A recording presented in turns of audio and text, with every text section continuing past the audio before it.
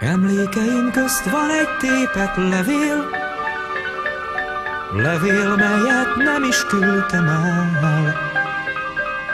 Féltékenység szülte a bolond szenvedély, de olvassuk csak el, mit mond a levél. Mondd, miért szeretsz te mást, és én csak téged? Miért másnak örülsz úgy, ahogy én néked?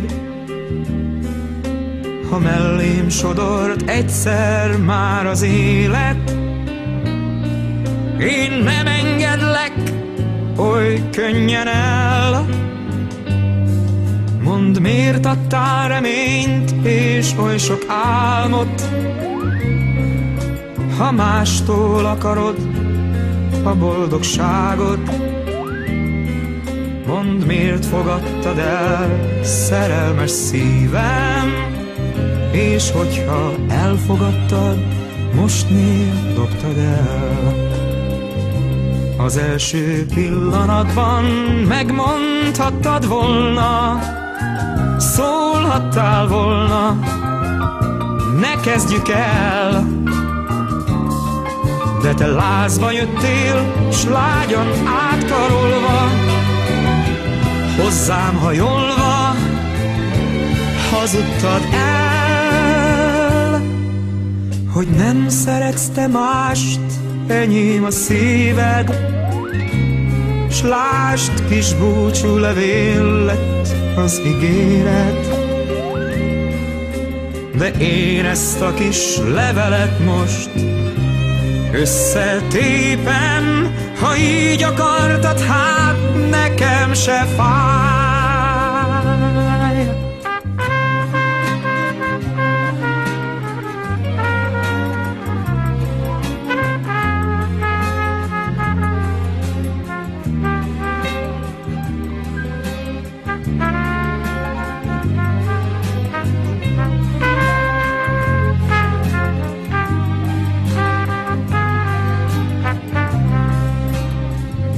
Az első pillanatban megmondhattad volna, szólhattál volna, ne kezdjük el.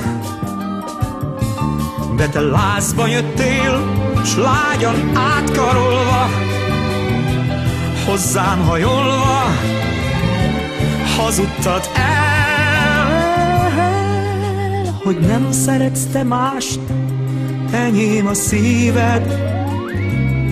S lásd, kis búcsú levél lett az ígéret, de én ezt a kis levelet most összetépem. Ha így akartad, hát nekem se fáj.